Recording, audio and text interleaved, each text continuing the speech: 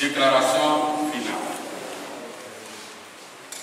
Dans le cadre de sa rentrée politique, l'Alliance nationale pour le changement ANC a tenu le samedi 10 octobre 2020 de 6 h à l'heure actuelle au foyer du cinquantenaire de l'église évangélique presbytérienne du Togo,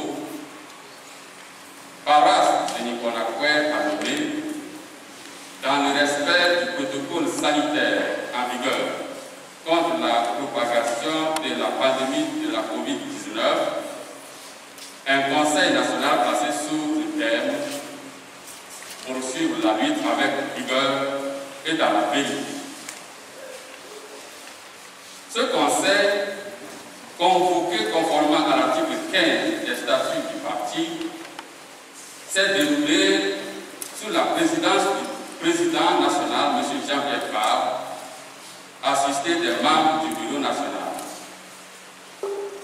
Le conseil a connu la participation de tous les membres et notamment les 105 fédérations du parti, dont 3 fédérations internationales, représentées chacune par un délégué, en raison des contraintes liées à la crise sanitaire.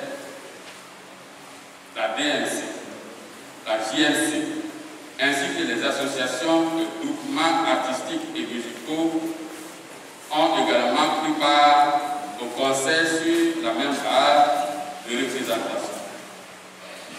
Les mandats des délégués ainsi que le quorum ont dûment été vérifiés.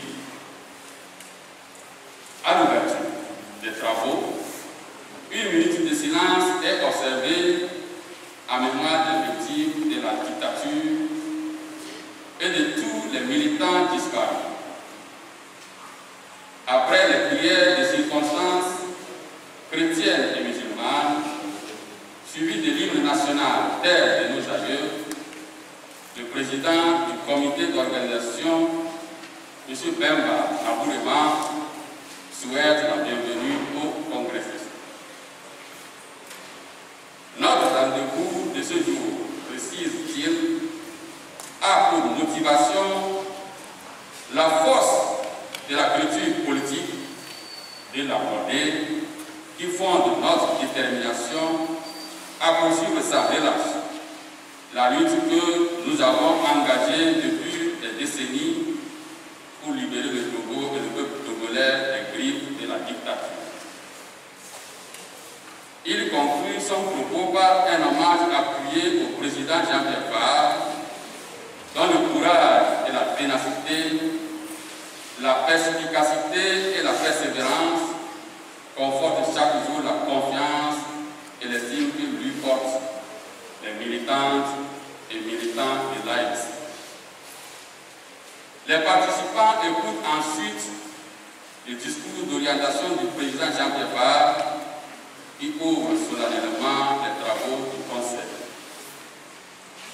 Il souhaite à son tour la bienvenue aux participants et souligne la coïncidence de la date du Conseil, le 10 octobre 2020, avec le jour du 10e anniversaire de la création de l'ANC, le 10 octobre 2010.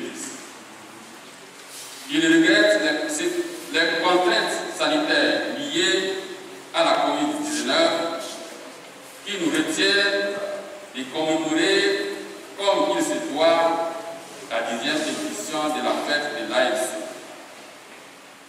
Le président a une pensée émue pour les camarades de lutte tombés.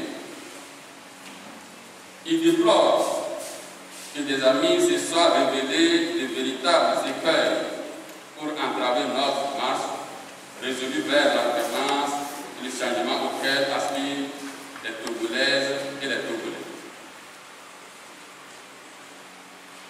Il fustige la stratégie suicidaire du candidat unique, choisi et imposé aux forces dans une campagne obstinée qui vise en réalité à détruire un concurrent par tous les moyens, y compris la diffamation, en épargnant le candidat du pouvoir oppresseur.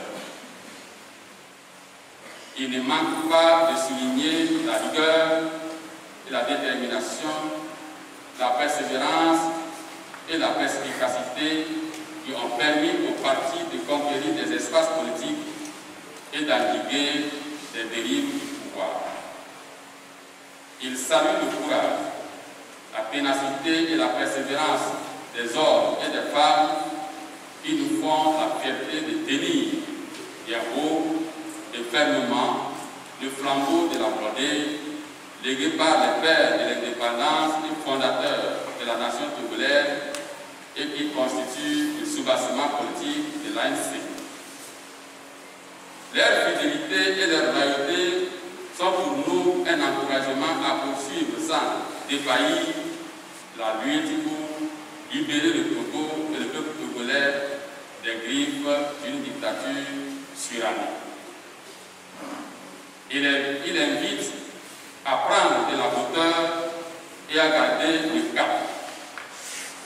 Car il s'agit de travailler, de beaucoup travailler et, en l'occurrence, de constamment remettre l'ouvrage sur le métier pour éveiller davantage les consciences, mobiliser les populations, les garder constamment mobilisées afin d'accroître leur adhésion à l'option préconisée par l'ANC, celle des pères de l'indépendance et fondateurs de notre nation.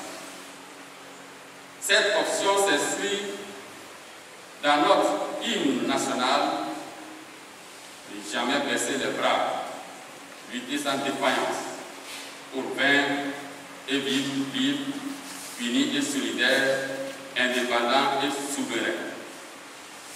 Et nous vaincrons inéluctablement parce que la persévérance gagne, parce que notre cause est juste.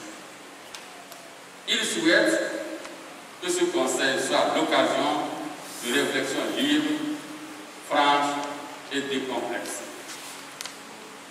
Après une suspension de séance, les travaux proprement dits démarrent.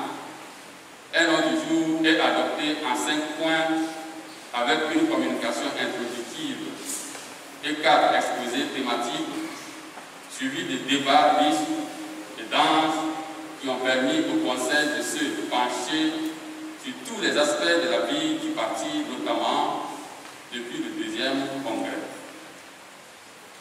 Des motions, résolutions et recommandations, ainsi que la présente déclaration finale sont également examinées, discutées et adoptées à l'issue des travaux dont voici les conclusions.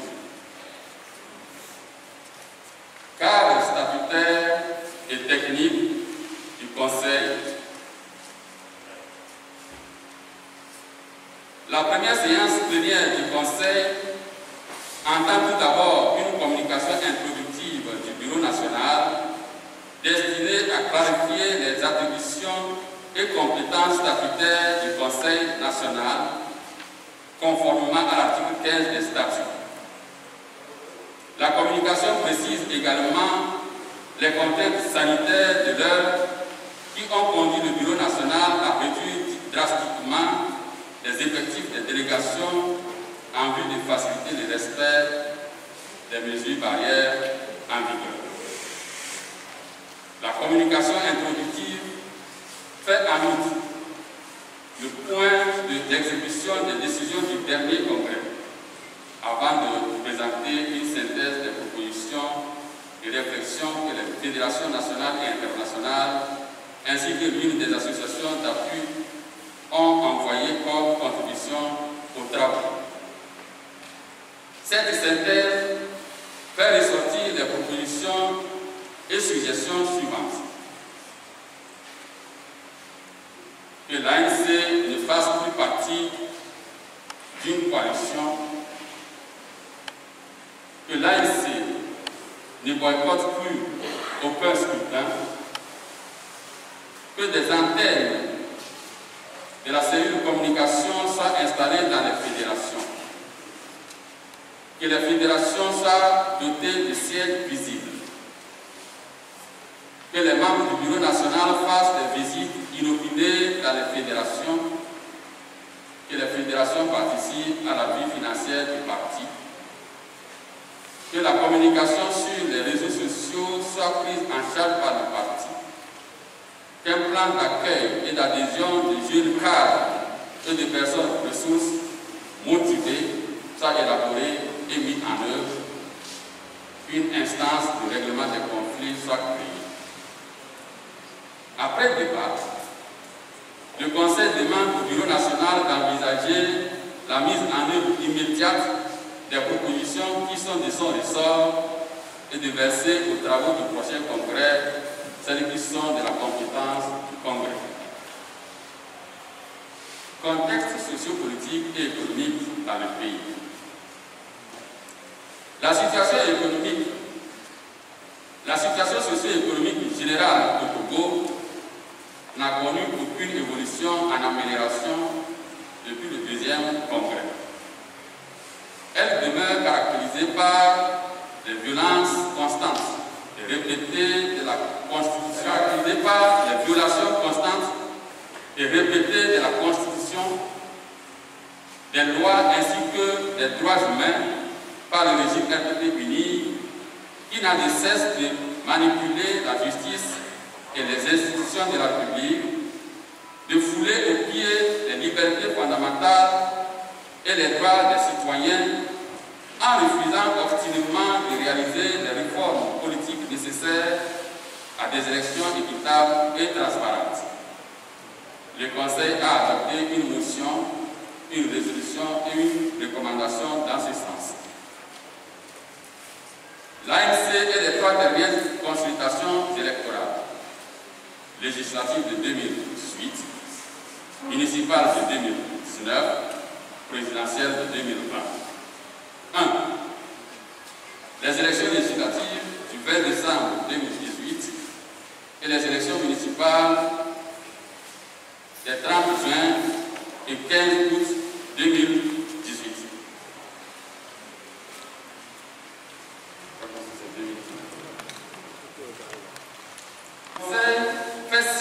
Les analyses et conclusions du deuxième congrès sur ces 2 scrutins et consacre un plus large débat à l'élection présidentielle du 22 février 2020.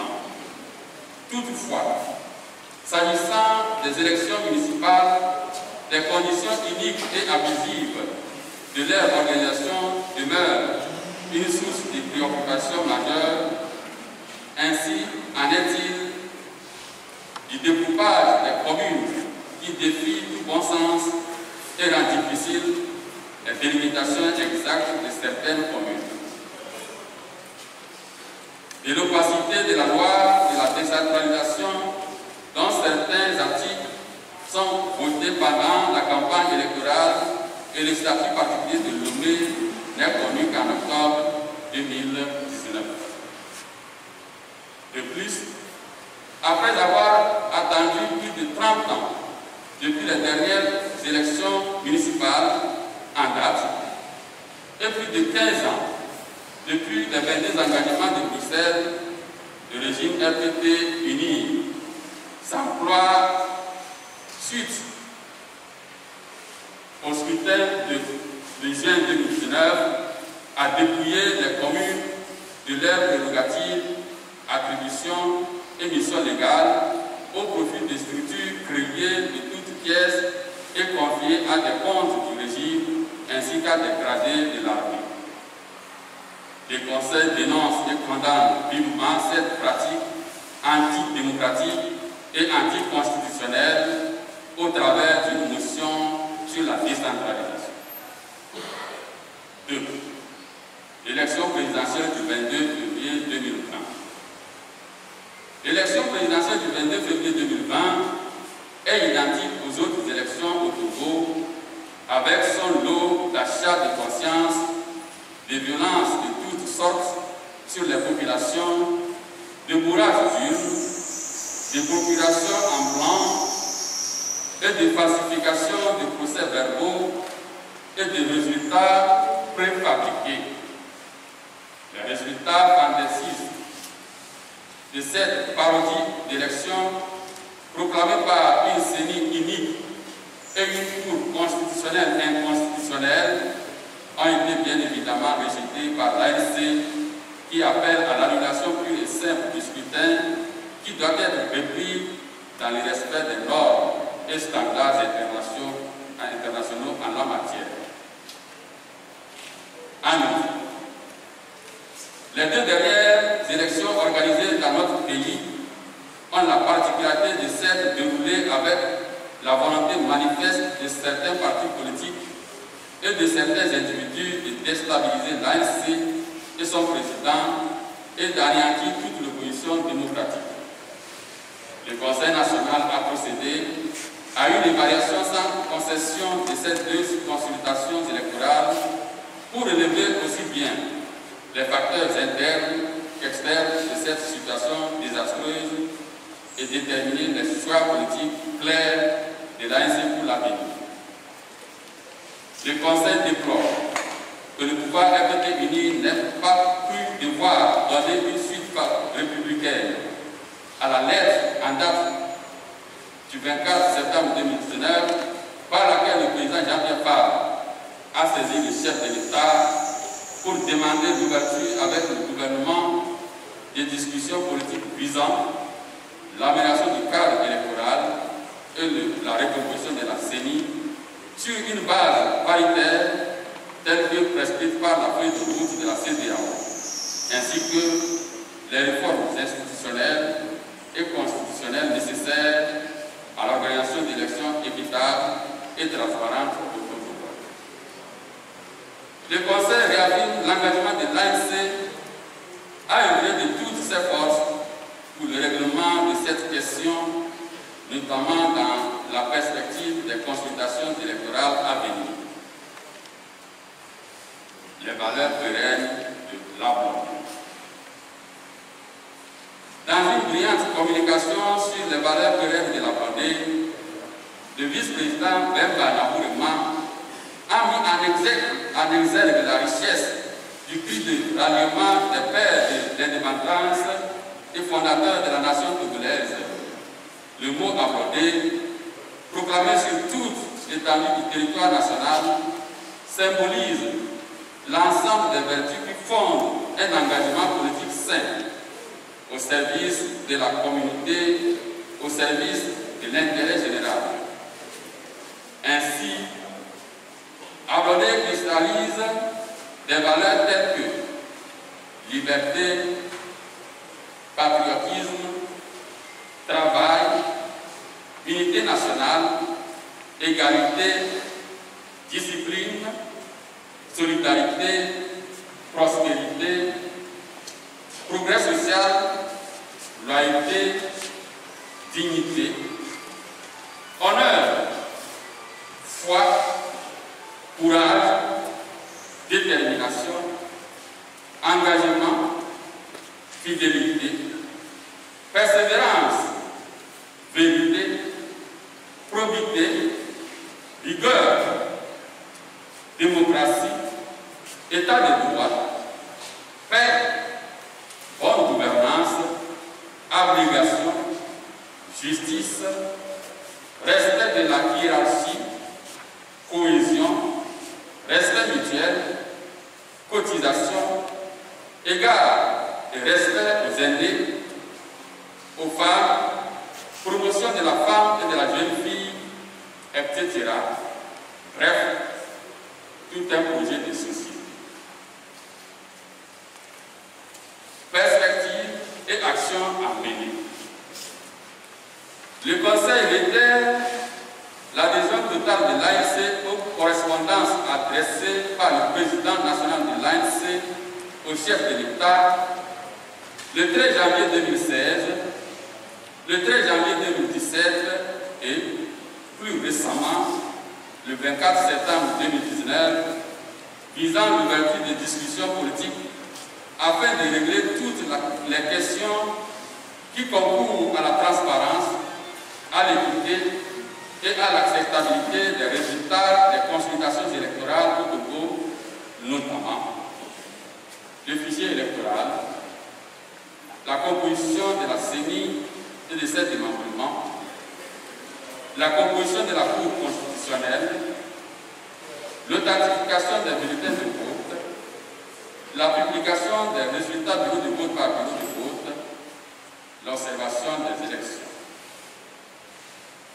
Considérant que le règlement de cette question est au cœur même du règlement juste et durable de la crise politique qui mine notre pays depuis des décennies, le Conseil engage toutes les instances du parti à œuvrer résolument à la concrétisation des requêtes du président national demeurées sans suite à ce jour.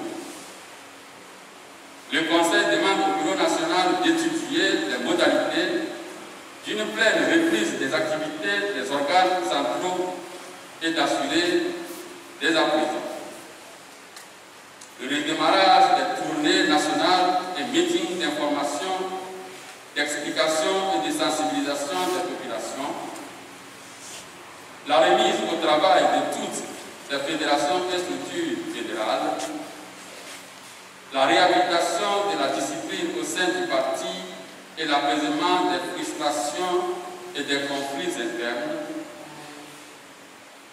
la recherche de financement par la relance des cotisations des militants et la collecte exhaustive des cotisations spéciales des élus, la recherche de nouvelles adhésions de jeunes cadres et de personnes ressources motivées, la consolidation de l'unité et de la cohésion du parti autour des valeurs de la République. Faire